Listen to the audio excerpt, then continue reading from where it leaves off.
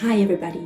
Today I want to talk about language and how the way in which we use language can actually be an obstacle to our children having the opportunity to become independent thinkers and problem solvers. My name is Tanya Kemp and I'm a clinical counselor and a consultant to parents and teachers of autistic children. As parents and teachers, we try very hard to engage our kids in conversation. We want to create the feeling of having a back and forth, and so we'll ask questions, even questions that our kids already know the answers to, as a way to feel like we're having a back and forth conversation. We also try to manage dysregulation with language. We often try to reason, explain, even lecture when our children are in the throes of a meltdown or just starting to feel really upset. We often don't have much success when we use language in this way.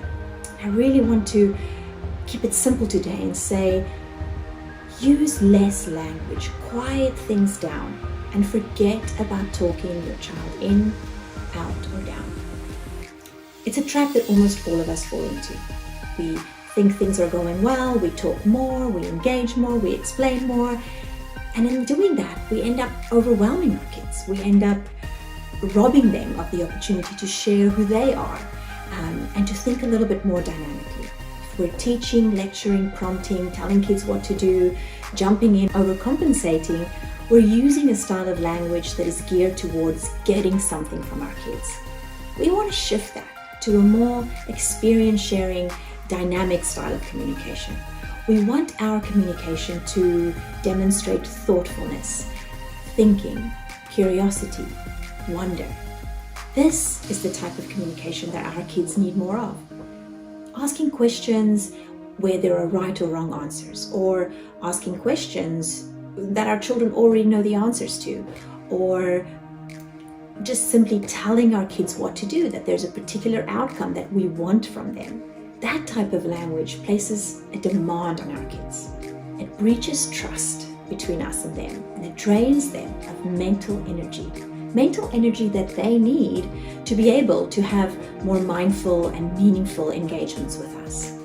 Always telling our kids what to do through prompting them robs them of the opportunity to think, infer, and eventually become independent. And also, the type of language that we use where we're trying to get something from our kids, that doesn't really foster the relationship and the connection that we're actually really after to begin with. So the purpose of communication, the true purpose of communication, is to share of ourselves and share our experiences. It's invitational, voluntary, privilege. Our kids shouldn't feel like our attempt at communicating with them is us wanting something for them or getting them to do something. We're parenting our kids for when they're 21, not just to get through the day.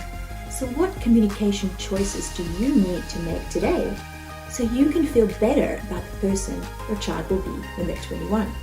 This is a great opportunity to take stock. How much are you talking? How much are you using this type of language where you're trying to talk your children into doing something? Language where you're trying to get something from them? Language where you're prompting them about what they need to be doing next? Are you trying to manage big feelings through talking, reasoning, negotiating? How do you adjust your communication style so you are less demanding and more inviting?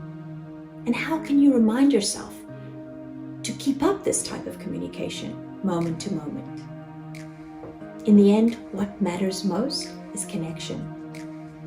Communicate love, affection, admiration, appreciation today by way of a glance or a touch. Slow down enough for your child to notice, and don't expect anything in return.